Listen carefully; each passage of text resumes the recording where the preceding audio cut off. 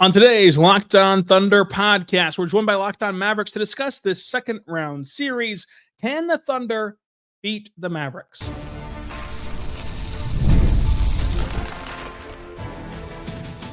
You are Locked On Thunder, your daily Oklahoma City Thunder podcast. Part of the Locked On Podcast Network, your team every day. Let's get it going on the Locked On Thunder podcast on the Locked On Podcast Network, your teams every day. On today's show, Nick Angstad's taking us through the Thunder Mavericks series in part one of our crossover. This will be very Thunder-centric on ways that they can pull off the win in this series and in ways that they can exploit the Mavericks and things that they're going to have to counteract against Dallas. Today's show is brought to you by Monopoly Go. Make sure you check out Monopoly Go today. It's a great, fast-paced game where you can team up with your friends and play Monopoly. It's a classic twist on the Monopoly board game. Go download it right now for free on the App Store and Google Play Store. We leave you now with Nick Angstad and myself on this Locked On crossover previewing the Mavericks Thunder series. All right, welcome in the Locked On Mavs, Locked On Thunder crossover. Nick Angstad here, Rylan Stiles with me. And let's talk about the Derek Lively, Case and Wallace draft trade bowl that has now started between these two teams. I'm just going to start right off the bat. People are saying that the Thunder are not a tested team. They're the youngest team to ever make it in the second round. They haven't been tested. They only trailed for 33 minutes and 20 seconds in the Pelican series. What do you say about that this Thunder team is young and untested? Yeah, I think that's kind of missing the mark a little bit whenever you consider the body of work that this team's been through. They've been a very healthy team, so they've experienced everything together through the 82 games. And I think it's unfair to preseason speculate that this is the best Western Conference we've ever seen. And then when a team goes and wins 57 games in the Western Conference, including some really tough, tight games, to say, actually, those games don't matter. But, the gritty Mavs that really went on a run after the deadline, those games matter a ton more. So this team has been through a lot together this season. And I think that it can get a little bit deceiving of the Pelicans sweep. They did sweep them, but those games, even the game 3 blowout and the game 4 where you got control of it late, like those games were tight. And the Thunder still have not had their fastball yet in these games, and they still were good enough to sweep. I think that the biggest testament to this young team is the ways that they can win. They can get you out and they can just dominate the game by splashing in threes and playing harassing defense, or they can win a game 94-92 in the playoffs and go ahead and go up in the series 1-0. So the ways that they can win and the different facets that they've been put into throughout the season, I think does matter. And I think that it's also a little tricky to talk about inexperience and youth, because typically young teams are terrible. Like they just don't even have a chance in the playoffs. They're not in the playoffs. And so we don't really have that big of a sample size of young teams who are this good and through 82 games with a top 5 offense, top 5 defense. So at that point, you've really got to treat this team independent of their birth certificate. You mentioned that they didn't have their fastball in the first round series. I don't think they did. They obviously didn't need it. They only trailed for 33 out of 192 minutes. That stat was insane to me. I went back. They trailed for like 3 minutes in 2 of the games and they won. That's wild. Why didn't they have the fastball? Like what is the fastball that you say that they didn't have that they could have in this next round? I think you look at game 1, especially in that series, 94-92 win. The Thunder held the Pelicans at 92 or fewer points every single game that series. The defense was electric in round 1. I think that the defense will travel against Dallas, but statistically it'll obviously look different. You're not going to hold Luka and Kyrie to under 100 points ever, much less for 4 straight games. Clippers just did it a couple times. But that's right. But I think that it'll be very tough to do again for this next series. But I think that offensively, you saw the Thunder miss a lot of open threes that they typically hit. They're the best 3-point shooting team in the NBA. And in that game 1 especially, you saw multiple open threes missed. In game 4, when things were a little bit dicey and competitive before they grew a 10-point lead with 2 minutes left, Chet Holmgren missed an open 3. Case and Wallace missed an open 3. Wiggins missed 2 open 3s. Those things typically go in for the best 3-point shooting team in the NBA.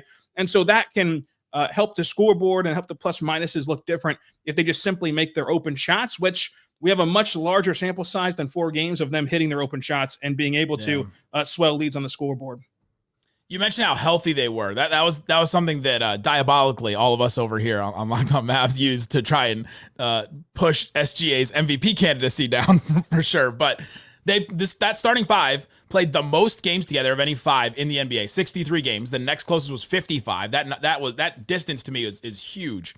And they played almost 800 minutes together. That was second in the NBA in like 5-man units that had played together.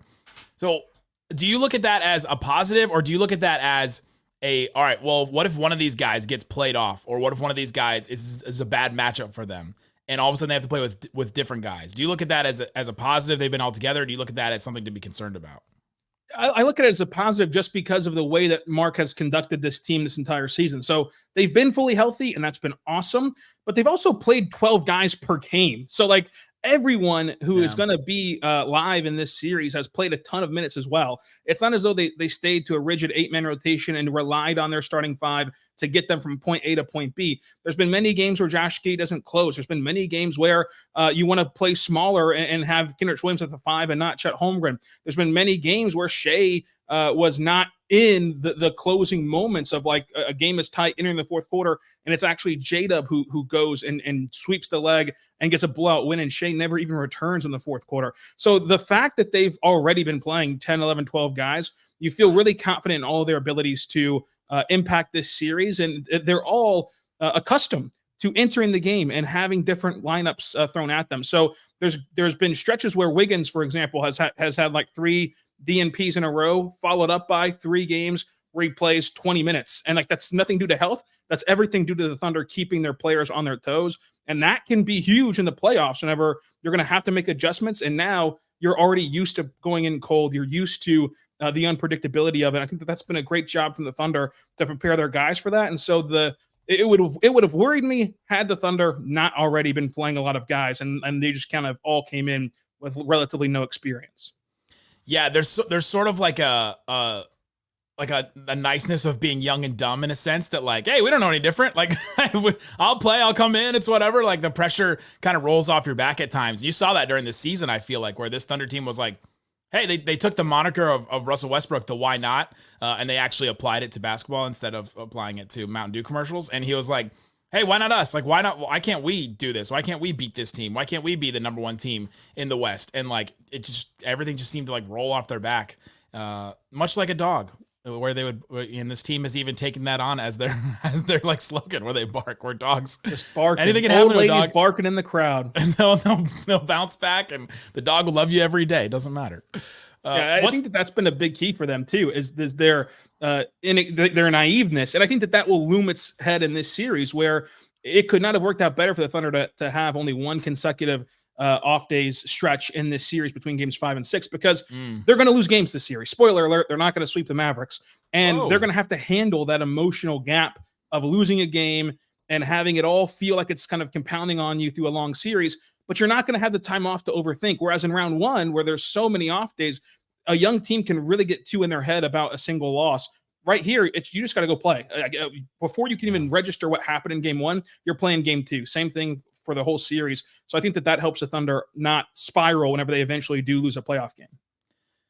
What's the biggest reason OKC jumped 17 wins this year? Like, you brought in Chet Holmgren. He played about 30 minutes. Cason Wallace, the former Mavs great, played 20 minutes a game. They weren't on the team last year. So you kind of replaced some of those like Jeremiah Robinson Earl minutes. You replaced some of that with these 2 new guys. But what's the biggest reason they made the jump?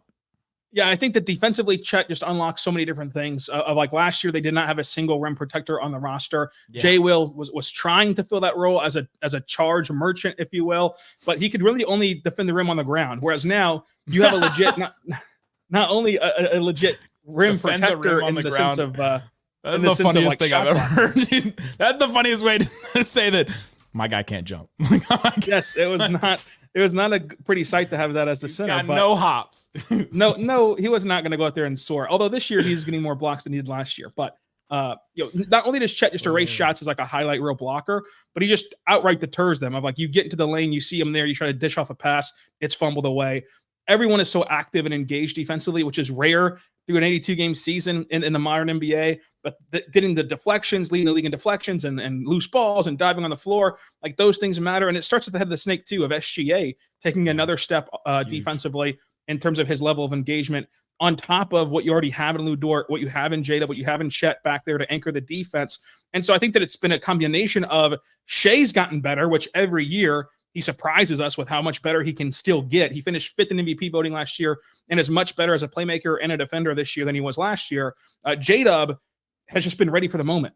Like we mentioned, there's been many games where in the third quarter, the Thunder go on a run to come back, and now they're up by 2 or maybe down by 5, and you're thinking, all right, this is Shai's rotational pattern to sit on the bench, and for the next 4 minutes, what happens here? This can go either way for the Thunder, and J-Dub just goes in and ends the game in a positive way for OKC. Having that level of a score next to Shai has made all the difference in the world. And then you have Casey Wallace and Wiggins playing instead of Jeremiah Robinson-Earl and Poku, for example. So it's been all these things stacking on top of each other, all in one fluid motion, if you will, for the team building towards, hopefully, a title run.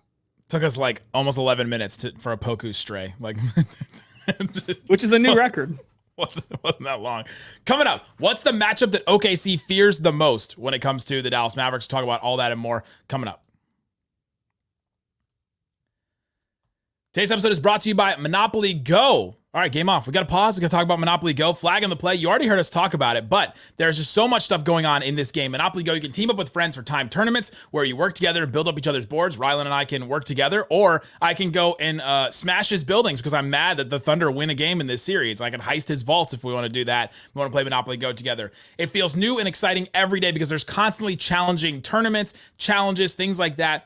Ton of new unique mini games and things like that. There's always new timed events to help you win big, like massive multipliers for everything you win or rent frenzies. Just try it out. Download it on Google Play or the App Store. Download Monopoly Go. Again, there's always something fun to discover in Monopoly Go, so get off the bench and go download it now free on Google Play or the App Store. Game on! Also want to tell you about FanDuel. FanDuel Sportsbook has all kinds of props and odds that you can use to get in on the action. New customers get $150 in bonus bets with any winning $5 bet. You can go to the NBA tab right here. Game 1, Mavs, Thunder. Thunder, 3.5 point favorite in that one. So they get the slight edge. You usually get like 3 points for being at home. And so they get like a half point for that first game. So that's pretty interesting. And then if you want to go over to the series odds, Thunder are -120, Mavs -102, which is like very, very close. This is like Thunder are like a little bit more of a favorite than the Mavericks in this for the series. So really interesting stuff on FanDuel. Go check it out, FanDuel.com, and make every moment make every playoff shot count. FanDuel.com/lockedon. FanDuel, America's #1 sportsbook. My first shot, my first play. Thanks everybody for hanging out with us on Locked On Mavs, Locked On Thunder crossover edition. Being part of the show, part of the Raccoon Squad. If you listen every day on Locked On Mavs, do you have a name for the Thunder buddies? Yeah, we don't have a name yet, but maybe we should come up with one because I do like seeing the Raccoon Squad flood the comments right now. Oh man, they're still going at Darian Vaziri of Locked On Thunder, and I think they're probably still going at Cyrus Satsas of Locked On Warriors from 3 years ago. So, and Brennan Clean of Locked On. Oh my God, for sure. Brennan can't get away from him. Brennan can't get away from him. So shout out to everybody that's already on Locked On Thunder. Subscribe to Locked On Thunder for all the playoff coverage. If you want to hear more about the Thunder, Rylan knows more about them than probably anybody except for maybe Mark Dagnall. I think I'll put Coach ahead of you, and then it's that's fair. What's the matchup that OKC is most concerned about when you look across the board? You go, all right, this is the Mavs team, this is our Thunder team. What's the matchup where you go, ooh man, I'm really worried about that?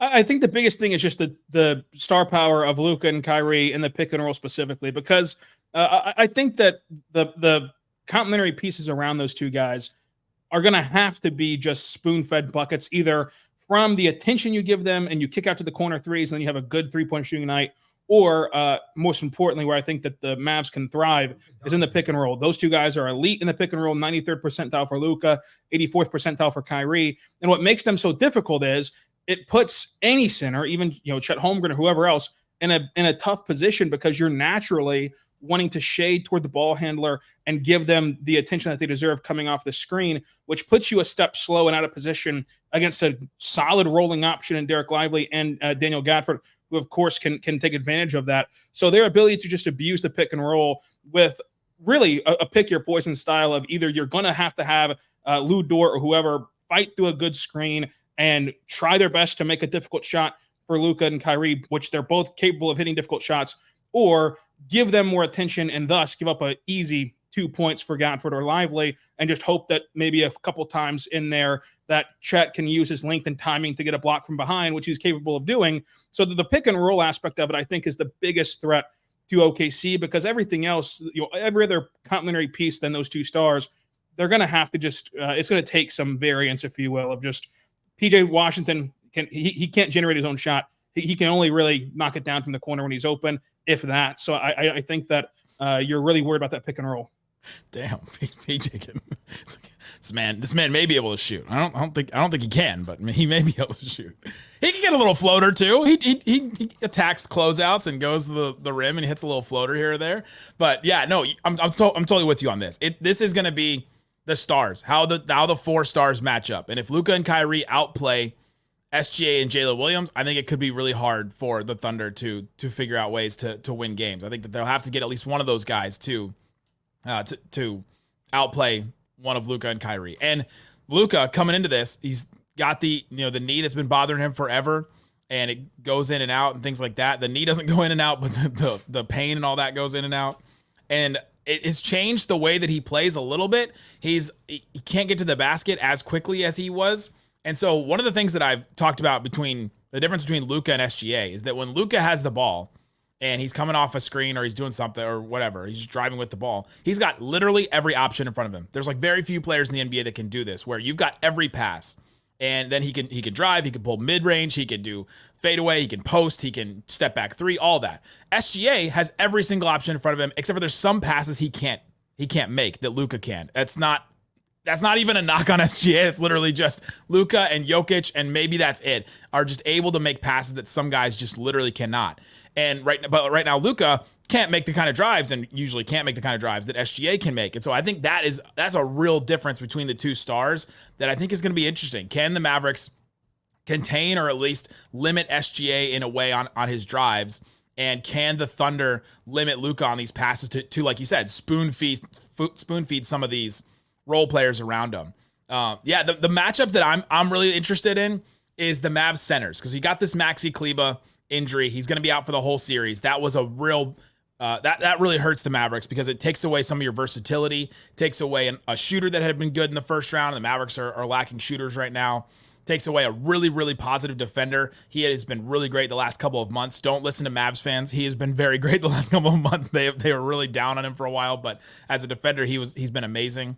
And so now I look at the matchup of Gafford and Lively versus Chet, and I'm just really fascinated to see if Chet can match the production of those two guys. Then that's really bad for the Mavericks. Yeah, I think that he'll be able to do that in the sense of just as a talented player being defended by them.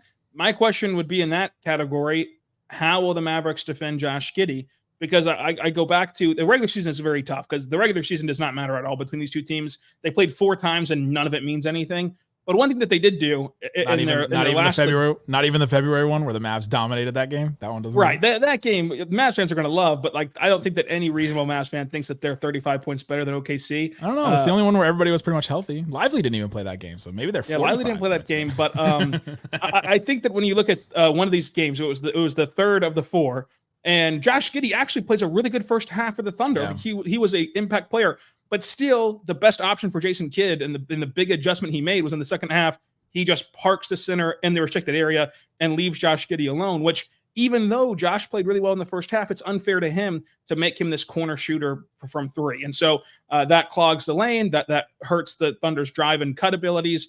And so you will then go to Wiggins, go to Wallace in his spot.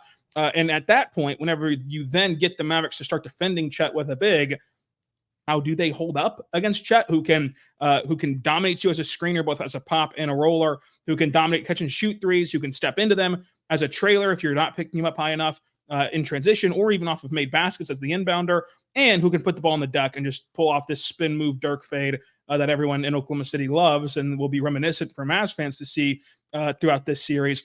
I don't think that either one of them can defend Chet on the perimeter.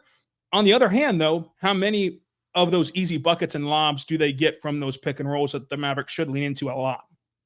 The center matchup is going to be really interesting. It's the 4 stars matchup, and then it's the center matchup. I feel like that is a really big thing. And you touched on Josh Giddey. So coming up, I want to talk about Josh Giddey, his role in all this, because I think he could be one of those swing players that really changes how this series really looks. And so coming up, let's talk about Josh Giddey and his role in all this.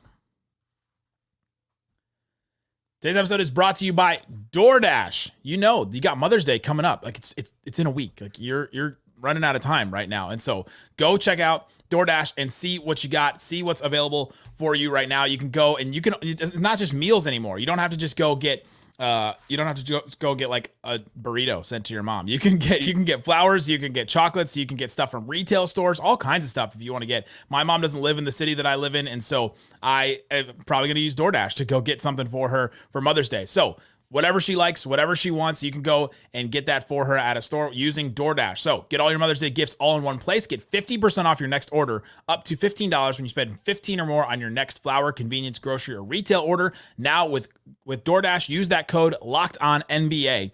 That's LOCKEDONNBA. Using the code on DoorDash. Order using DoorDash today. Terms apply. Again, check it out. DoorDash. Use that code LOCKEDONNBA. Shut it down! Let's go home! All right, Rylan, we're talking about some of the matchups in this series. We're talking about what the Thunder have looked like. And you mentioned Josh Giddey. And one of my questions about Josh Giddey was, in their matchups before, Dallas just, like you said, they either stuck a center on him and just let him alone in the corner. But in the matchup in February, where pretty much everybody was healthy, they just put Luka on him to start the game. And Luka just like left him. And then Luka was able to be a help defender and kind of roam around. And he's led the Mavericks in deflections this year. He's just a smart, guy on defense to be able to find those seams and things like that. Since Josh Giddey is not playing in New Orleans in this series, will Josh Giddey become a problem, or how do you envision that playing out for the Mavs and for OKC? This is the total glass half full, glass half empty conversation with Josh Giddey he's been a playoff riser to this point. Every playoff game's been against the New Orleans Pelicans. Even last year's play-in tournament, whenever he went in New Orleans and scored 31 points, it was also New Orleans. So technically speaking, he's been very good in the postseason. Also, every postseason games came against the Pelicans, and you're not playing the Pelicans anymore. I think that there's no debating. He's admitted as such that the lowest point of his basketball life was that afternoon in Dallas. And conveniently enough, another Saturday afternoon in Dallas is on deck this week. But that low point also serves as a turning point for Josh, because he got into a little bit of a rhythm against Sacramento and got to the All-Star break, limped his way there. After March 1, he's put up 15 points, 6 boards, 7 boards, 6 assists a game, 1.1 stocks a game if you're into the stocks aspect of things, and shot the ball extremely well. I mean, he shot the ball over 50% from the floor. He shot like 37% from 3, a career high 69% at the rim, which has been the biggest swing for him. It's been a very nice trip for Josh in the lane as a 6'8", arguably 6'9" guard, as he claims he is. That's been the biggest swing, is that he can finish inside now. We have to respect him a little bit more and let him play on the ball more. But at the same time, if you give him so much space, there's only so much you can do if you're just driving straight into the teeth of a center. So the Thunder's ability to play Josh, I think, is severely in question, because we mentioned that game on TNT where that was Kidd's big adjustment, was just to leave him alone to the center. You mentioned on that Saturday game, whenever it was Luka, the Thunder, I think, leaning into a more 5-out offense and bringing Josh to the ball if Luka's on him, and getting a switch between him and Shai, while Luka is a better defender than he gets credit for, and it was more engaged defensively in that Clippers series and this season than we've seen before. We also saw in that Clippers series that a couple fouls on Luka, and he has no choice but to stop playing defense. And it's no disservice to Luka, but he's so valuable offensively that you'd rather give up James Harden floaters after James Harden floaters to keep him in the basketball game versus him picking up some more fouls. And so Shai can really take advantage of that as another guy who crafts his way to the line. And so I think that if they put Luka on Giddey, that's a much better aspect and avenue for the Thunder, keeping him on the floor, than if they put a center on him in the lane. Crafts his way to a line is a good way to say that his whistle is wild. It's a wet whistle. Did I just make everybody in Oklahoma City mad? Oh yeah, that's for sure. Luka gets a whistle too. Okay. I'm really interested in the transition offense of the Thunder. The Thunder, according to Synergy, spent the most time in transition, over 20% of their offense in transition. That was number one.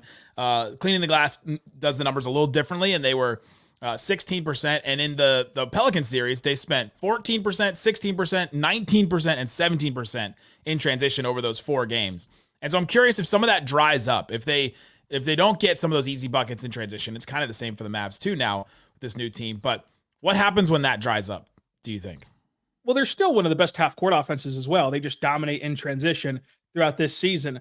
I think that part of the difference between Synergies and Cleaning the Glass is that the Thunder, unlike most teams, even in a blowout, will still enjoy getting steals and easy buckets. Like, they never quit trying for those easy buckets. We remember the last game of the season. That was... we're very aware of how that game went. If there's still time on the clock, they're still going to rock. So I think that that's been really good for the Thunder to gain experience through all 48 minutes of all 82 games.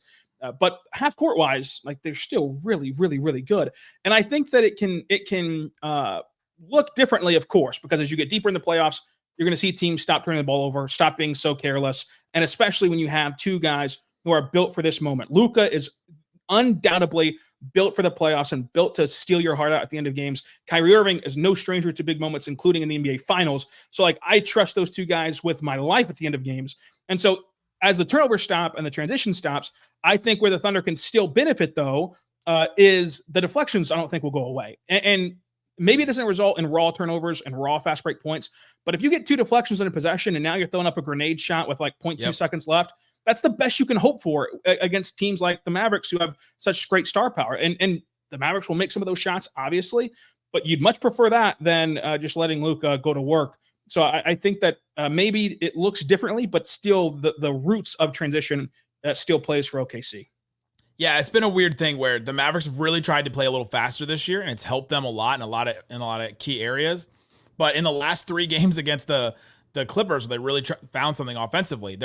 All their transition possessions went down, like completely went down. In game 6, they only had 9% of their plays in transition. The Mavericks have historically been a team that just is last in transition all the time. And so they've learned how to play it. Luka has learned how to play in the half court and all that. And so I'm curious if that angle of it, if the Thunder don't get the same kind of transition possessions, what happens to them? We know what will happen if the Mavericks don't get it. They don't rely on it. They try to get it to make it easier for them, but we know what can happen if they don't get it. Answer these 2, or finish these 2 statements. The Thunder win this series if... Thunder win this series if none of the role players for the Mavericks go off. If you just have Luka and Kyrie dominate this game, I think that the Thunder have enough play finishers and enough from their 2 leading co-stars to get it done. The Thunder lose this series if... Thunder will lose this series if Chet Holmgren does not dominate offensively. Like, if he is not shooting open threes, if he's not going 3 for 6 from 3, I think that then you lose the battle of the bigs, because we know for a fact that those 2 bigs and Gafford and Lively will just have easy points, and that takes away your 3rd best scoring option if he's not hitting from 3. So I think that Chet has to be hitting from 3 in this series. The Mavs have struggled with shooting centers. They had a real hard time with Miles Turner when they played the Pacers. They had a hard time with Jokic, obviously, but they have a hard time with these centers that can shoot. And so I'm really fascinated to see if Dagnall tries to like pull him out of the paint a little more and like make him a spot up shooter a little more, because the Mavericks their defense has been great the last couple of months. And in the Clippers series, they had some really great games too. And it relies on those centers being in those spots to help everybody else. Now, guys can stay in front of their man. PJ Washington has been a great defender. Derek Jones Jr. has been a great defender. You mentioned Luka had played really great defense. Kyrie has too, but those centers really help a lot of that stuff and finish plays by getting rebounds and things like that. And so these center matchups, I think, are really, really interesting for this series. And I think that with Maxey out, it's going to be a 48 minutes of Mavs centers, Mavs 7-footers out there, right? Jason Kidd said it's next man up, and he mentioned Markieff Morris's name, and I was like, man, like, I don't think that's where you want to go, but as we know, I don't always tell you guys the truth. So we'll see. For Mavs fans' sake, I hope that he was lying about Markieff Morris and Dwight Powell being the answer. He just likes to name that. He likes to name every name. When someone asks him, like, "Oh, who could do this?" He's like, "I will name every player, or else someone will get mad at me." Yeah, that's a former player right there. That's the value of it. He knows what it's like in the locker room whenever the head coach doesn't vouch for you. Last question, quickly that I didn't get to earlier. How was Chet so effective against Jonas Valanciunas? Because that was a key thing, I think, in the Pelican series. I think that with Jonas, you look at now a huge sample size of like the regular season games and now the postseason games where go ahead. And the best example quickly is in game number 2 where the Thunder won in a blowout. Jonas ripped off 11 straight points. That's very cool that you ripped off 11 straight points. The Thunder scored 12 in that same stint before the first time out because sure, you can take your time, dump it inside to your big man and let him barrelist chest into Chet and see if you can score at the rim with enough touch as Chet's still going to go and contest the shot. But you know who's not getting shot attempts at that point? CJ McCollum, Brandon Ingram, even Trey Murphy III from way downtown and generating threes. So go ahead and do that. And a few times Chet's going to block you. A few times your big bumbling big man's going to miss. And then other times you're going to score 2. And guess what? If it gets into a matchup of tough 2s versus tough 2s, the Thunder have number 2 who's going to make a living and has made a living in his career of hitting tough mid-range 2s and helping you keep pace offensively. So I think that people look at that and their eyes get wide of, oh my goodness, just go through Chet's chest. Okay, he's still going to block you a few times. And I'd much rather you just go to Gafford and Lively than have Luka hit step back 3 after step back 3 and take over a game. The problem is what happens when the point guard is the one going through the center's chest and the one going right at the rim and finishing. Like that, I think is going to be interesting. Bringing, in that pick and roll stuff that you talked about earlier. Like what happens if Chet gets switched onto Luka? You think they'll give up that matchup of Chet guarding Luka? Yeah, I'd be very curious to see where Mark wants to go with it. I think you can make a very strong argument, as we're going to get into in my show, of just leave Luka and Lou there. Like Luka's crowned Lou as a top 3 defender in this league. You can't get much better than that.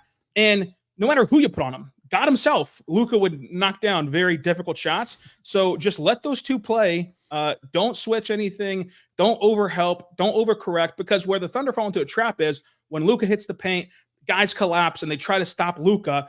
Well, then that leaves the spray out ability to PJ Washington. And sure, sometimes he'll miss, but what if he's hitting that night? Then you've really compounded the problem for no real benefit because there's no such thing as stopping Luka. There's no such thing as stopping Kyrie. So I wonder if you just let those 2 guys dominate and just stay tight on PJ, stay tight on Lively, stay tight on Gafford, stay tight on all these other guys, and just say, name your score for Doncic and Irving. Let's see if we can outscore those 2 guys.